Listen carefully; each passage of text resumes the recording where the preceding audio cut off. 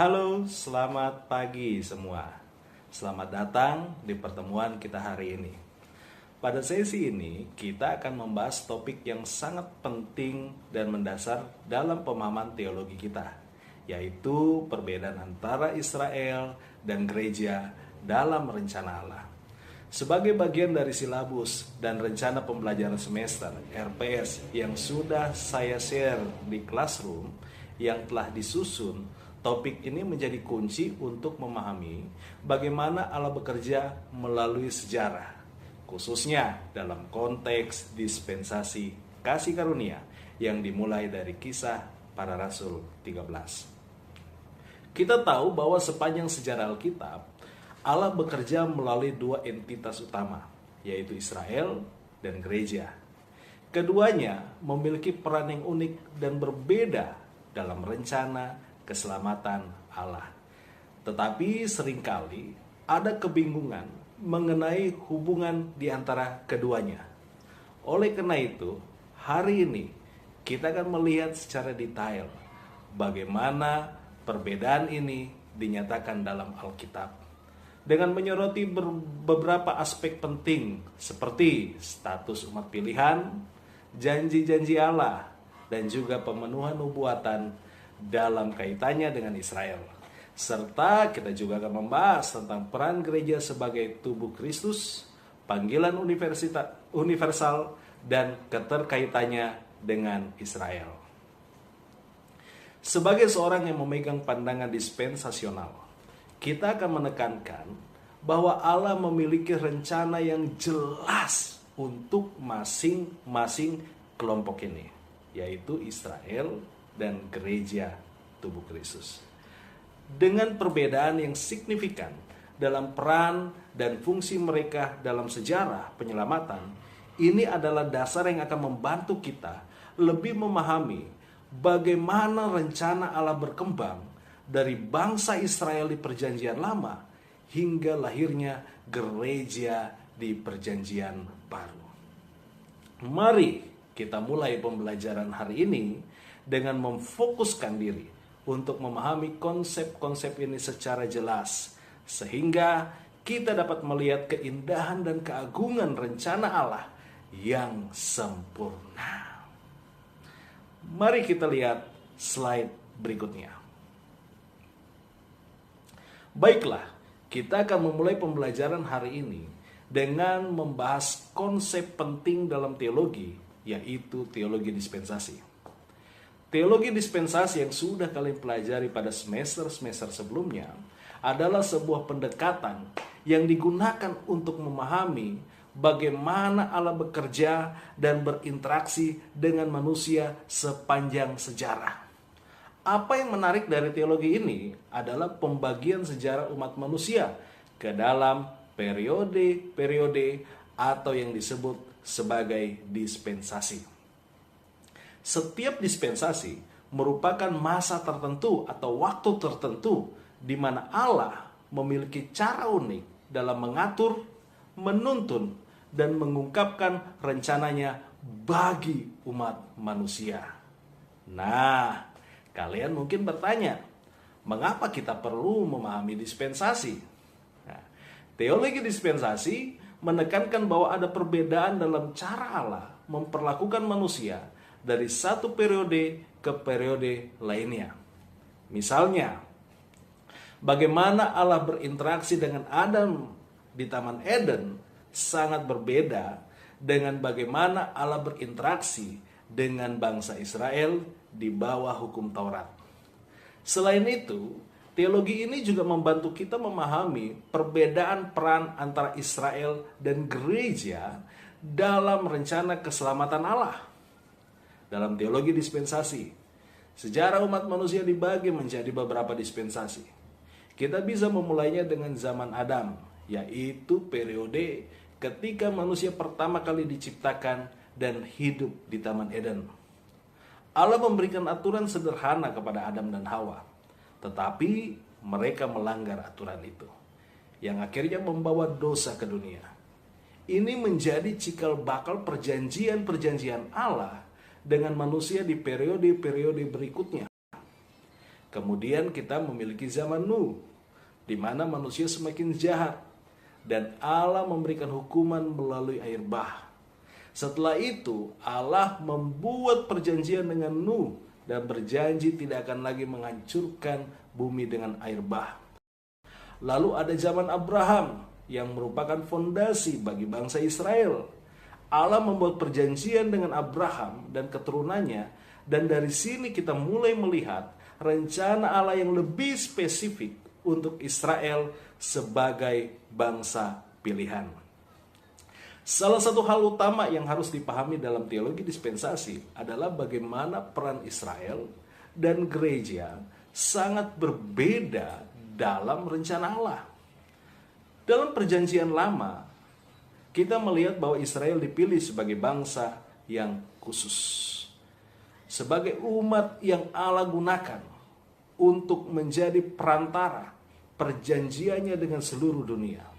Namun, setelah kedatangan Yesus Kristus, kita masuk ke zaman anugerah, di mana gereja yang terdiri dari semua orang percaya di seluruh dunia menjadi manifestasi dari musterion, yaitu gereja secara biologis. Inilah masa di mana kita hidup saat ini, sebuah dispensasi yang ditandai oleh kasih karunia Allah yang diberikan kepada semua orang percaya dalam Yesus Kristus. Namun, penting untuk diingat bahwa meskipun Israel dan gereja memiliki peran yang berbeda, mereka memiliki tujuan yang sama, yaitu memuliakan Allah. Gereja dipanggil untuk melanjutkan misi Allah dengan menjangkau seluruh bangsa dan memberitakan Injil keselamatan. Gereja terdiri dari orang-orang dari berbagai latar belakang, ras, dan suku bangsa yang bersatu dalam iman kepada Yesus Kristus. Jadi, apa manfaat memahami perbedaan ini? Nah, dengan memahami teologi dispensasi, kita bisa menafsirkan Alkitab dengan lebih akurat, terutama dalam memahami perbedaan antara janji-janji yang Allah berikan kepada Israel dan janji yang Allah berikan kepada gereja. Ini akan membantu kita dalam mengaplikasikan kebenaran Allah dengan lebih tepat dalam kehidupan kita sehari-hari. Kesimpulannya, teologi dispensasi membantu kita untuk memahami bagaimana Allah bekerja melalui berbagai periode waktu yang berbeda. Dan setiap dispensasi memiliki aturan, fokus, dan tujuan yang unik. Tetapi semuanya bertujuan untuk menggenapi rencana Allah bagi umat manusia. Dan dalam pelajaran berikutnya, kita akan menggali lebih dalam tentang bagaimana dispensasi ini bekerja dan apa peran kita sebagai gereja di dalamnya. Mari kita lihat slide selanjutnya. Sebelum kita masuk ke dalam poin-poin spesifik, mari kita pahami terlebih dahulu bahwa Israel memainkan peran yang sangat penting dalam rencana besar Allah, seperti yang sudah saya sampaikan di slide sebelumnya. Sejak awal, Allah memilih bangsa ini sebagai alatnya untuk menyatakan dirinya kepada dunia dan membawa berkat bagi semua bangsa. Perjalanan bangsa Israel dimulai dari Abraham hingga para nabi, menunjukkan bagaimana Allah menggunakan umat ini untuk menyampaikan janji-janjinya dan menggenapi nubuatan-nubuatan yang telah Dia nyatakan. Dan pada slide ini, kita akan membahas 3 poin penting terkait peran Israel dalam rencana Allah, yang terdiri dari umat pilihan, kedua, janji-janji Allah, dan ketiga, pemenuhan nubuatan. Setiap poin ini akan membantu kita untuk memahami bagaimana Allah bekerja secara khusus melalui Israel, dan bagaimana setiap bagian ini saling terkait dalam sejarah penyelamatan Allah. Nah sekarang, mari kita bahas masing-masing poin tersebut lebih dalam. Yang pertama, umat pilihan. Ketika kita berbicara tentang Israel, kita harus ingat bahwa bangsa ini memiliki posisi yang unik dan istimewa dalam rencana Allah. Israel bukanlah bangsa yang dipilih karena kekuatan dan kehebatannya, melainkan karena kasih karunia Allah. Dalam perjanjian lama kita melihat bahwa Allah memilih Abraham sebagai bapa dari bangsa ini. Pemilihan Abraham dan keturunannya adalah titik awal dari perjalanan besar Allah dengan Israel, yang menjadikan umat pilihannya di antara semua bangsa-bangsa. Nah, melalui Israel, Allah ingin menegakkan kesaksiannya kepada dunia. Bangsa ini dipilih untuk menjadi terang bagi bangsa-bangsa lain dan menampilkan karakter Allah yang kudus dan adil. Israel diberi tanggung jawab untuk menjaga perjanjian-perjanjian Allah dan menjalankan hukum-hukumnya. Pemilihan ini adalah bagian penting dari rencana besar Allah. Karena melalui Israel, Dia mempersiapkan jalan bagi kedatangan Mesias, yaitu Yesus Kristus. Jadi, meskipun ada banyak kegagalan dan pemberontakan dalam sejarah panjang Israel, pemilihan mereka tetap merupakan bukti kasih setia Allah terhadap bangsa ini. Yang kedua, yaitu janji-janji Allah. Allah tidak hanya memilih Israel sebagai umat pilihannya, tetapi Dia juga membuat janji-janji yang khusus kepada mereka. Salah satu janji yang paling mendasar yang Allah buat adalah perjanjiannya dengan Abraham. Kita masih ingat ya di dalam Kejadian pasal 12. Dalam perjanjian ini, Allah menjanjikan beberapa hal, yaitu keturunan yang akan menjadi bangsa yang besar, tanah yang diberikan kepada mereka, dan berkat bagi semua bangsa melalui keturunan Abraham. Dan itulah beberapa penjelasan singkat tentang janji Abraham dalam Abraham, Kisah Kejadian pasal 12. Perjanjian ini adalah dasar dari segala sesuatu yang Allah lakukan melalui Israel. Janji-janji Allah kepada Israel nggak berhenti sampai di sana. Melalui berbagai periode dalam sejarah mereka, Allah terus-menerus memperbarui janjinya, termasuk memberikan hukum Taurat kepada Musa dan janji-janji lainnya yang terkait dengan kerajaan mereka. Meskipun Israel seringkali tidak setia, Allah tetap selalu setia kepada janji-janjinya. Di tengah penderitaan dan pembuangan, Allah menjanjikan pemulihan bagi Israel dan membangun kembali mereka sebagai bangsa yang berdaulat. Janji ini mencapai puncaknya dalam kedatangan Mesias yang akan datang dari garis keturunan Daud sebagai pemenuhan janji Allah kepada Israel. Yang ketiga, yaitu pemenuhan nubuatan. Israel juga memainkan peran penting dalam pemenuhan nubuatan. Sejak awal, melalui nabi-nabi, Allah berbicara tentang Mesias yang akan datang dan mendirikan kerajaan yang kekal.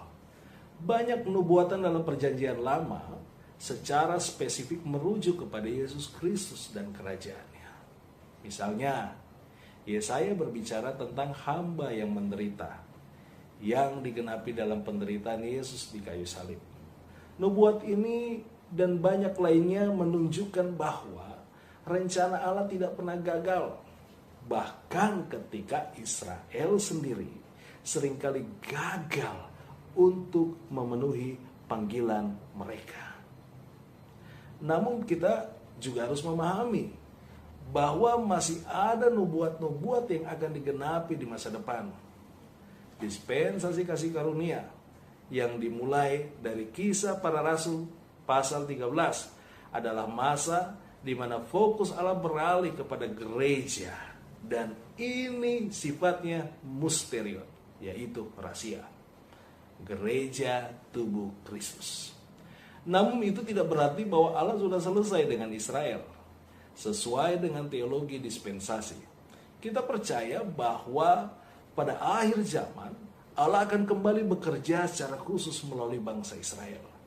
Israel akan mengalami pemulihan penuh, dan nubuatan-nubuatan yang mengenai kerajaan Mesias yang memerintah dari Yerusalem akan digenapi. Ini adalah bagian dari janji setia Allah kepada umat pilihannya. Jadi, dalam keseluruhan rencana Allah, Israel memainkan peran penting. Mereka adalah umat pilihannya yang menerima janji-janji Allah, dan melalui mereka nubuatan-nubuatan penting tentang Mesias digenapi. Sebagai orang yang percaya pada teologi dispensasi, kita melihat bahwa rencana Allah bekerja melalui dispensasi ini. Terima kasih kepada semua mahasiswa yang telah mengikuti pembahasan ini. Sebagai langkah selanjutnya, sebelum kita masuk dalam pembahasan berikutnya, saya akan memberikan beberapa soal yang perlu kalian jawab. Kiranya kalian dapat menjawab soal-soal tersebut dengan baik berdasarkan penjelasan yang telah diberikan. Selamat belajar. Pada bagian ini, kita akan membahas peran gereja dalam rencana Allah, terutama dari sudut pandang dispensasi kasih karunia. Sebagai seorang dispensasionalis, kita dapat melihat perbedaan yang jelas antara Israel dan gereja dalam rencana Allah. Gereja adalah tubuh Kristus yang terdiri dari semua orang percaya, baik orang Yahudi maupun non-Yahudi, yang disatukan dalam iman kepada Yesus Kristus. Gereja memiliki tugas khusus untuk menjadi alat Allah dalam masa dispensasi kasih karunia ini, di mana misi mereka adalah memberitakan Injil keselamatan kepada dunia. Pada slide ini, kita akan membahas 3 aspek penting yang menggambarkan peran gereja dalam rencana Allah, yaitu 1.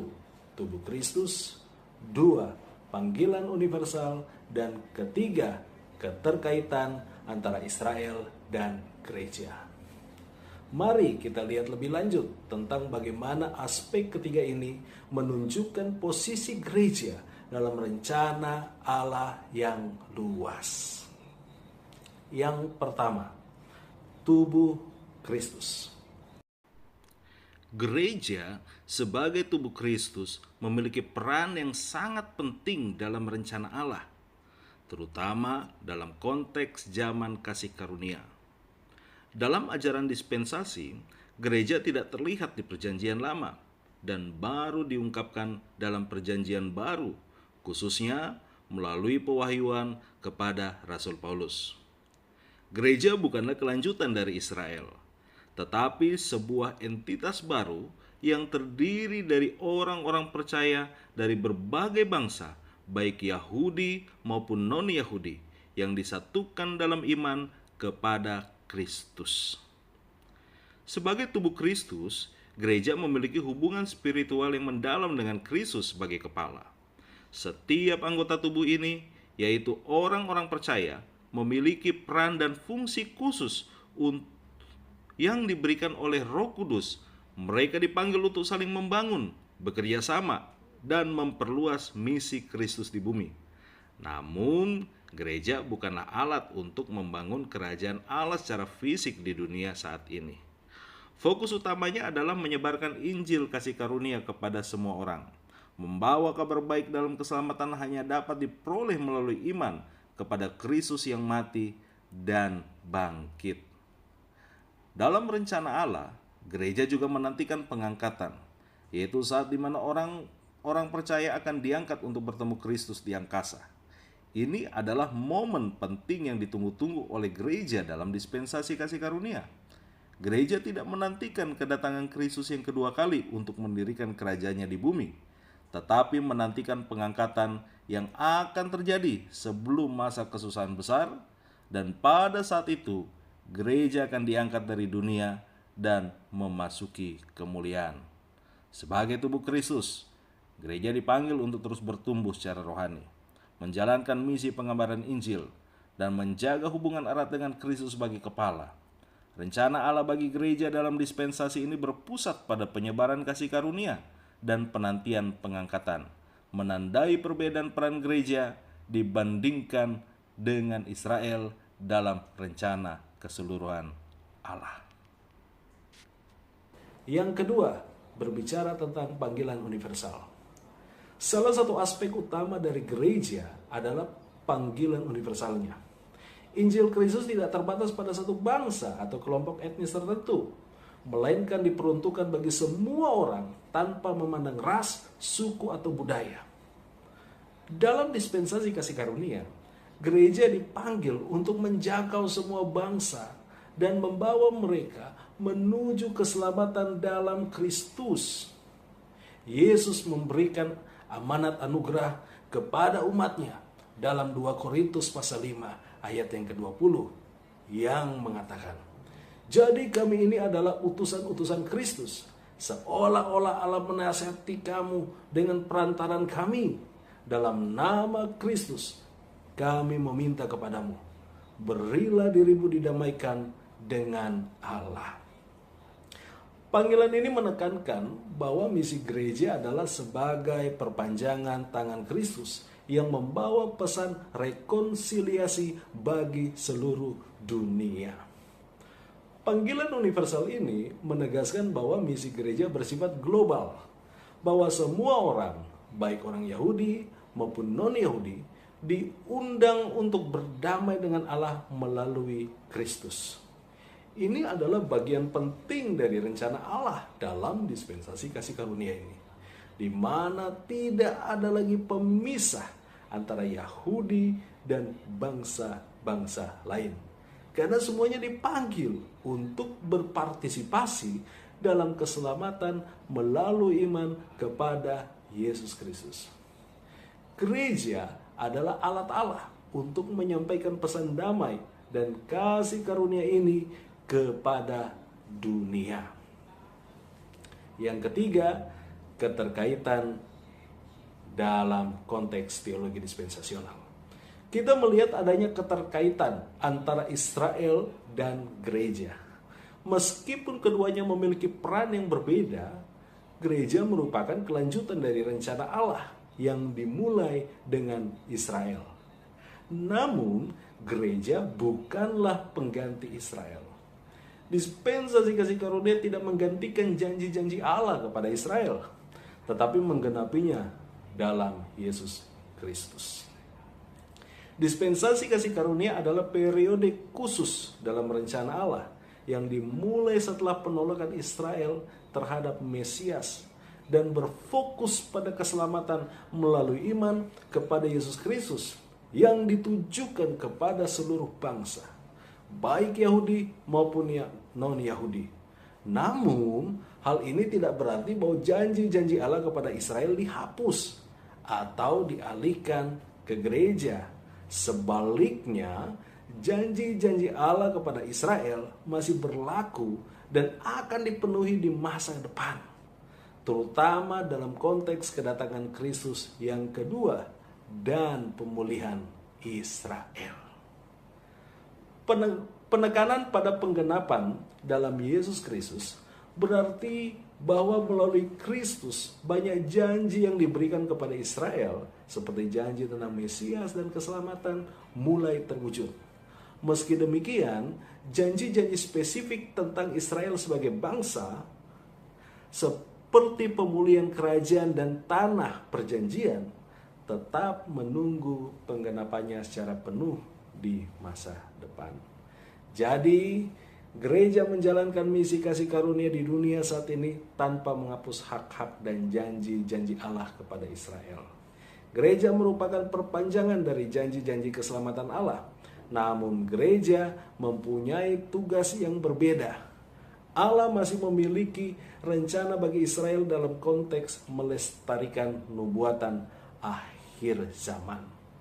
Gereja selama masa dispensasi ini menjadi wadah bagi semua orang percaya, baik Yahudi maupun juga non-Yahudi, untuk bersatu dalam iman kepada Kristus. Namun, kita juga percaya bahwa pada akhir zaman Allah akan kembali bekerja secara khusus melalui Israel sesuai dengan nubuatannya. Jadi, dalam rencana besar Allah, Israel dan gereja saling melengkapi, tetapi tetap memiliki fungsi yang berbeda dalam dispensasi yang berbeda. Jadi, gereja memainkan peran penting dalam rencana Allah selama masa dispensasi kasih karunia ini. Teman-teman mahasiswa yang terkasih, kita sering mendengar istilah Israel dan gereja dalam pembahasan Alkitab. Mungkin ada yang bertanya-tanya, apakah keduanya merupakan hal yang sama atau ada perbedaan mendasar? Dan untuk menghindari kesalahpahaman hari ini, kita akan mengupas dengan rinci perbedaan antara Israel sebagai bangsa pilihan Allah dalam perjanjian lama dan gereja tubuh Kristus yang lahir pada era perjanjian baru. Pemahaman ini sangat penting dalam konteks dispensasionalisme karena menyangkut peran dan tujuan unik dari kedua entitas ini dalam rencana keselamatan Allah.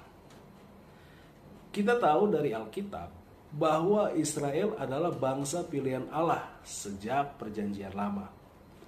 Allah memilih Abraham, kemudian keturunannya melalui Ishak dan Yakub yang kemudian dikenal sebagai bangsa Israel. Israel adalah bangsa yang dipilih Allah untuk menjadi pembawa perjanjian, hukum Taurat, dan wahyu-wahyunya. Mereka adalah umat yang dipanggil secara khusus untuk hidup di bawah hukum Taurat dan mewarisi janji-janji Allah tentang tanah perjanjian. Namun, ketika kita sampai pada perjanjian baru, kita melihat ada sesuatu yang baru dan berbeda. Ada satu entitas yang disebut gereja tubuh Kristus, yang terdiri dari orang-orang percaya dari segala bangsa, suku dan bahasa, baik orang Yahudi maupun juga non-Yahudi. Gereja bukan hanya terdiri dari satu bangsa seperti Israel, tetapi dari semua orang yang percaya kepada Tuhan Yesus Kristus sebagai Tuhan dan Juru Selamat. Dari sudut pandang dispensasionalis, gereja dan Israel adalah dua entitas yang sangat berbeda. Gereja bukanlah pengganti dari Israel, dan Israel sendiri bukanlah bagian dari gereja tubuh Kristus yang disebut oleh Paulus. Mari kita lihat perbedaan-perbedaan ini secara lebih mendalam. Untuk memperjelas perbedaan ini, mari kita lihat ada beberapa poin penting yang membedakan Israel dan gereja tubuh Kristus. Poin yang pertama, yaitu identitas. Israel adalah bangsa pilihan Allah, diturunkan dari Abraham, Ishak, dan Yakub. Israel terdiri dari keturunan fisik yang ditetapkan Allah untuk membawa perjanjian dan hukum Taurat. Allah memilih Israel sebagai bangsa khusus untuk menunjukkan jalannya kepada dunia. Mereka adalah umat yang dipilih berdasarkan hubungan biologis, yaitu keturunan dari garis keturunan Abraham.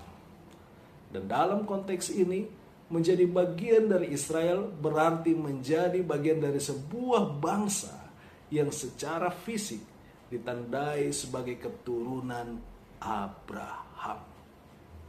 Sebaliknya, gereja tubuh Kristus terdiri dari orang-orang yang percaya kepada Yesus Kristus, baik dia Yahudi maupun non-Yahudi, yang diselamatkan oleh iman, bukan karena keturunan fisik. Gereja adalah entitas yang berbeda, dibentuk oleh Roh Kudus melalui iman kepada Yesus Kristus, di mana setiap anggotanya menjadi bagian dari tubuh Kristus dan dengan Kristus sebagai kepala. Ini berarti bahwa gereja melampaui batas-batas etnis, budaya, dan bangsa. Perbedaan yang kedua yaitu dari perjanjian.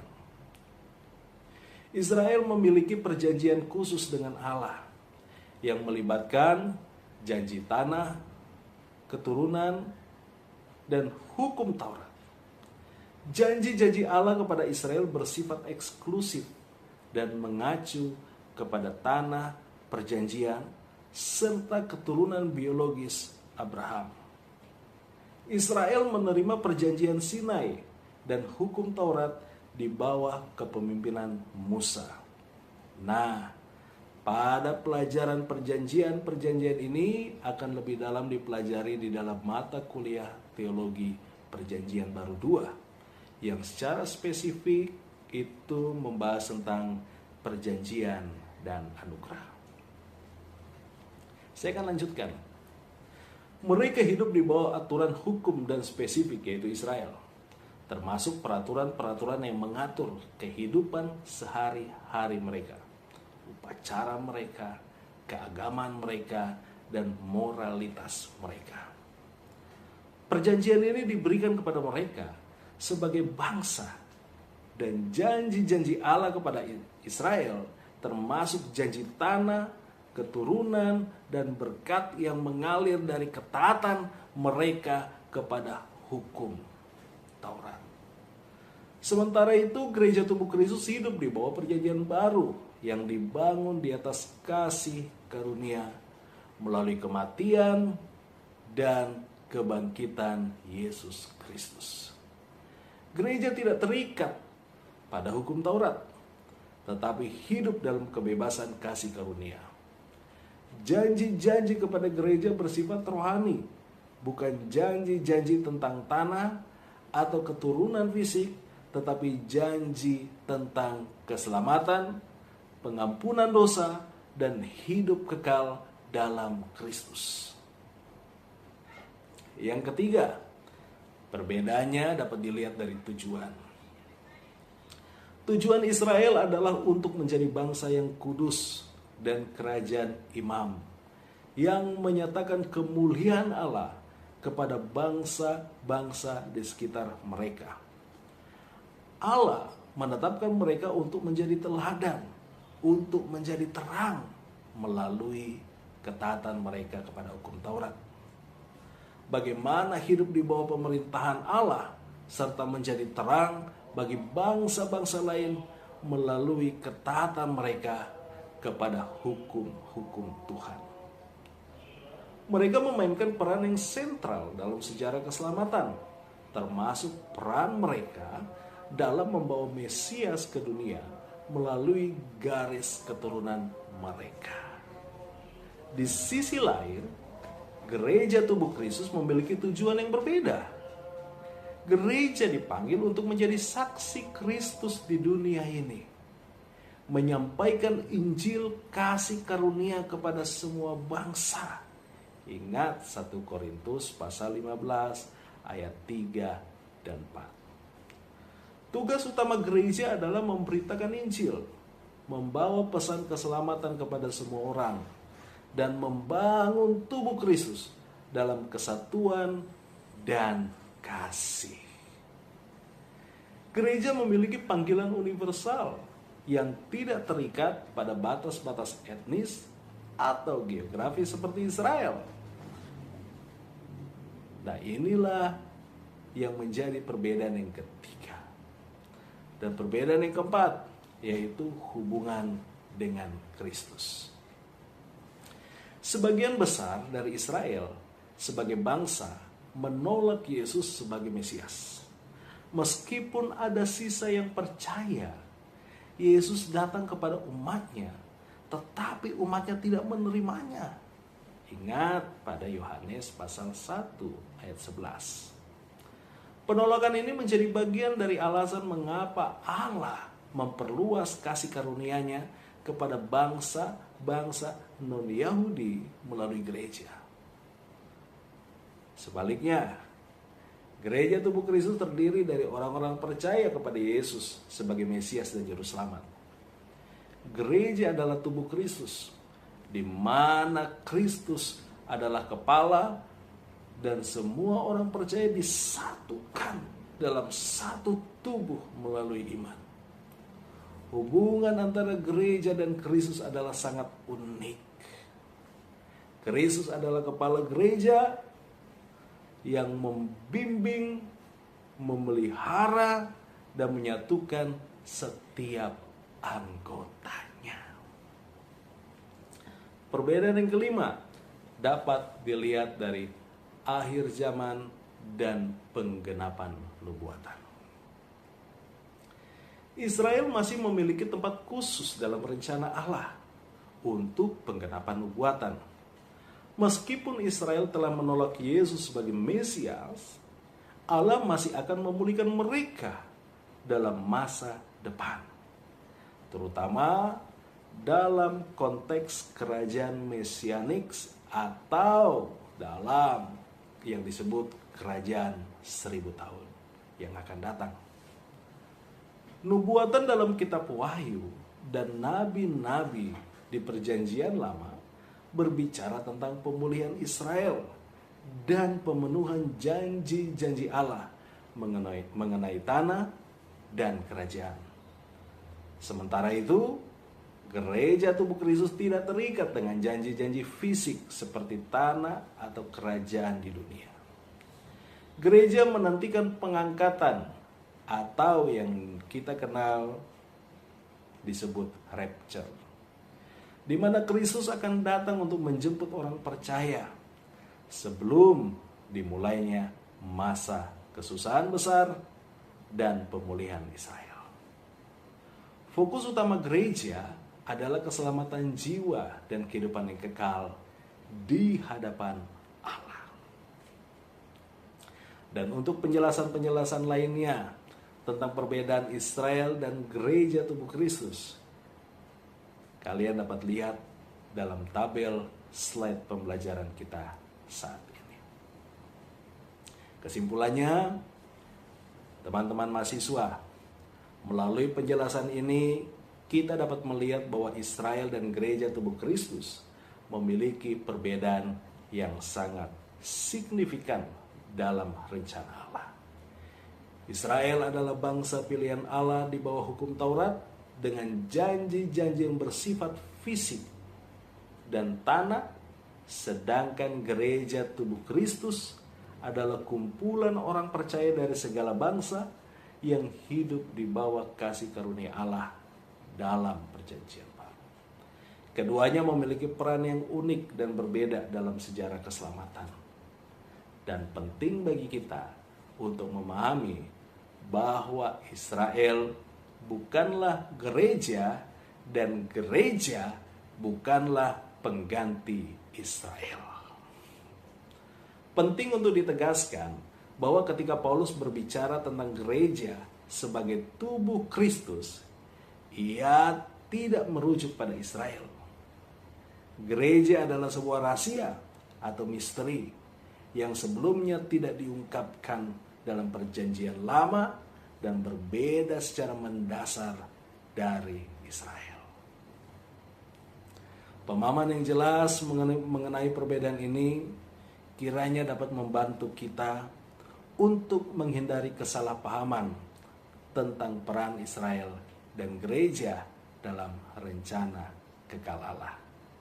Itulah mengapa penting bagi kita untuk memahami perbedaan ini dengan baik. Gereja tidak menggantikan Israel dan Israel bukanlah gereja. Keduanya memiliki peran masing-masing dalam rencana Allah yang besar.